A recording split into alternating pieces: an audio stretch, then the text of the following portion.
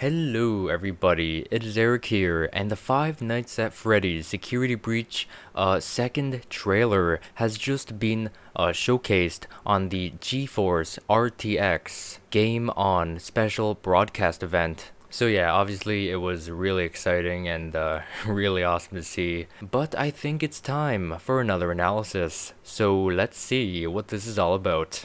So already, right at the beginning, we have an insight to the Glamrock Gifts gift shop. So if we peek inside, we can see a large cartoonized logo of Freddy Fazbear's Pizzaplex, and over on the left, we can see what may be a mask of Glamrock Chica, and some digital signs of the Glamrock band. And further back, at the back of the wall of the store, you could notice more masks of the characters of Montgomery Gator and Roxanne Wolf. And also, something I've noticed in here is a little figure. This may very well be a new paper plate. If you recall the mysterious paper plates from Five Nights 2, one of them can strangely appear in your office sometimes. So yeah, what do you think this new paper plate will do? Do you think it'll do the same thing? Or maybe even relocate itself around in the mall? Yeah, let me know. Also, on the structure behind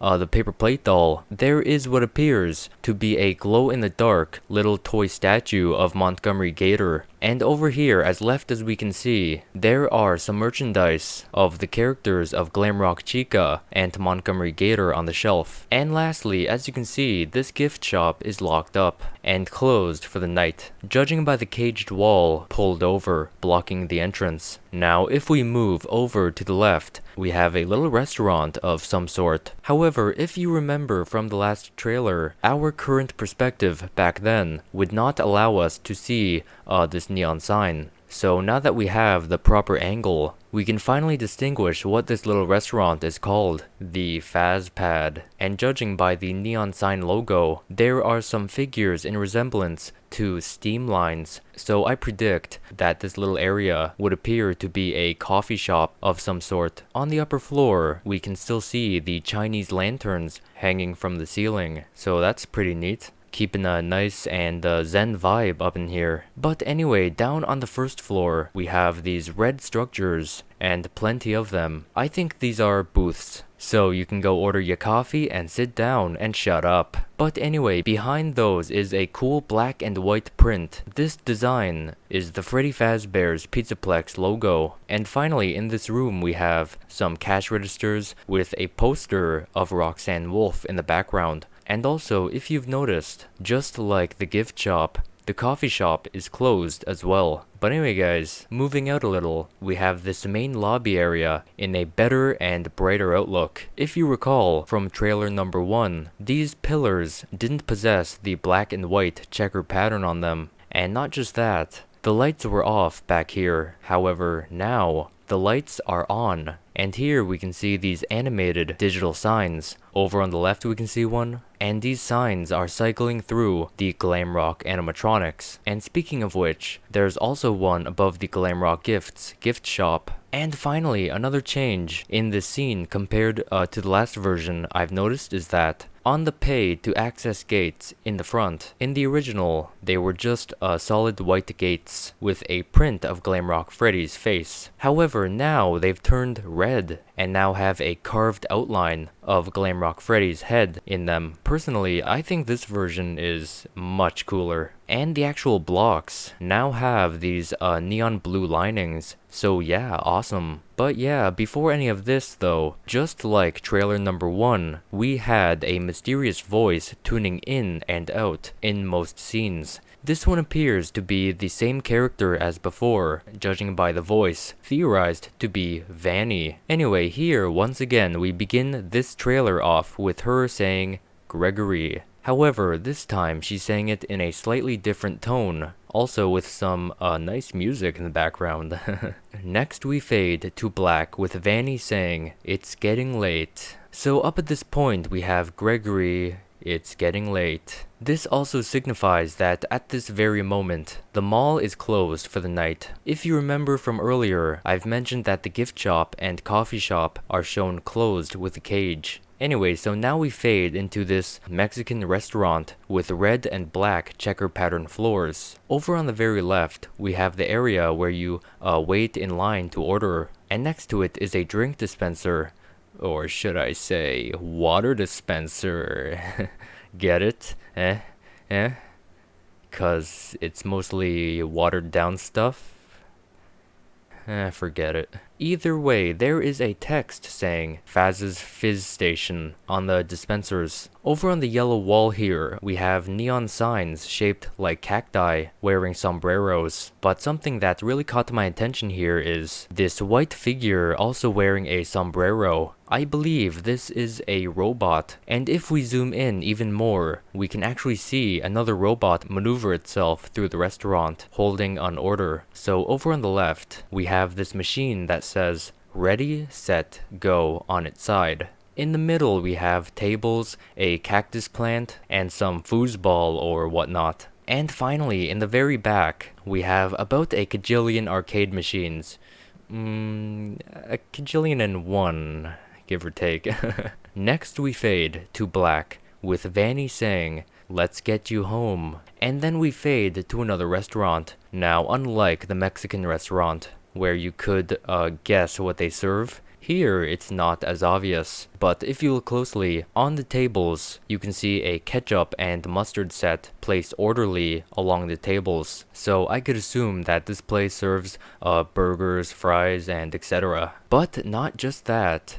If you look towards the top right corner, there is a neon sign that isn't the most legible thing, but I think it says ice cream. And under that we have another robot, and near it is what appears to be big bowls of ice cream. So yeah, predicting that sign reading ice cream was correct. And over in the back is another robot behind another counter. Shifting to the left, we have more digital signs. We have two signs saying pizza over and over again on the left and right sides. And in between, one is saying tasty to go with an animated graphic of a pizza. And over here we have an exit. Next we fade to black once again, with Vanny saying, "And put you to bed."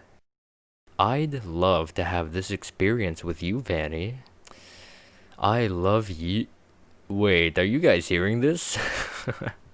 But anyway, nonetheless, that statement of mine being true, we have this new puzzle piece to add to the plot. We now have Gregory, it's getting late, let's get you home, and put you to bed. So if you've noticed, this line here appears more garbled than the past voice lines, and this is because put you to bed, in this case, is an analogy for and kill you, or something like that. So moving on, we fade into this mysterious room. From looking at this to me looks to be some sort of an underground facility, and it actually looks really scary. Traversing through here in-game won't be great for me, personally.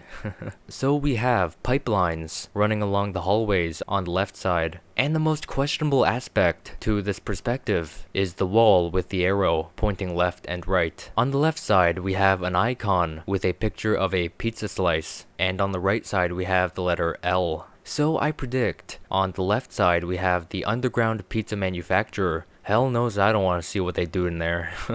And on the right side, we should have a room that starts with the letter L. This could be the stairs going to the lobby. But other from that, I'm clueless. Let me know what you think about this and where this leads. But anyway, backing out from this wall, if you look towards the bottom right, there are sparks materializing down in that trench. Could be an animatronic malfunctioning, or maybe Vanny is down there messing with an animatronic's wiring or something. Yeah, I don't know. We now fade to black, with Vanny saying, "I see you." The "I" here was very echoey. It is unclear if this was a glitch, like her voice line in trailer number 1, when she said, "But it was just a glitch." But either way, I personally believe this one is just an echo. Anyway, at this point we have Gregory, it's getting late, let's get you home, and put you to bed.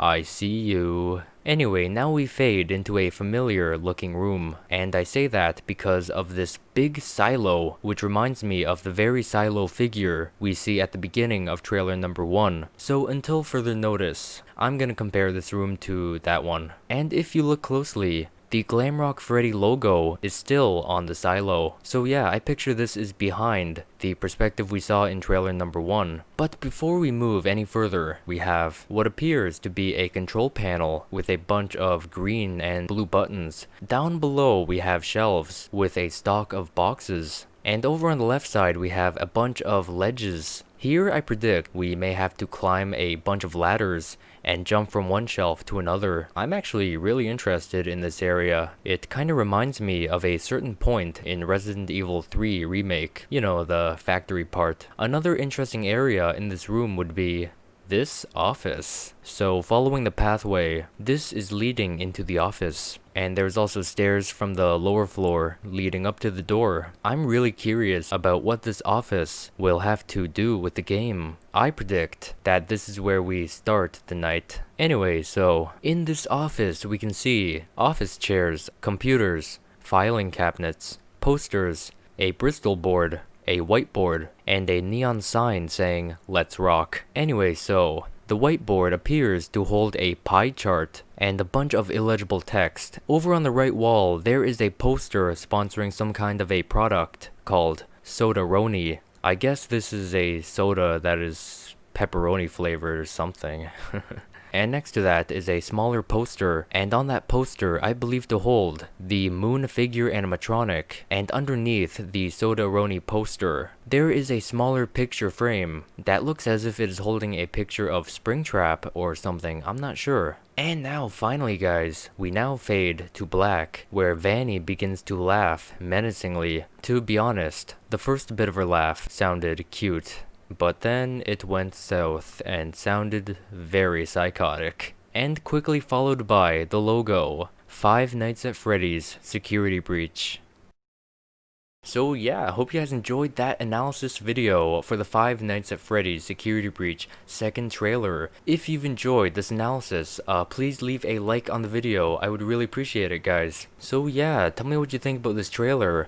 I've noticed that it's in similar format to the first one, but any scene that we've seen already in the first one was not revamped, but what's the word?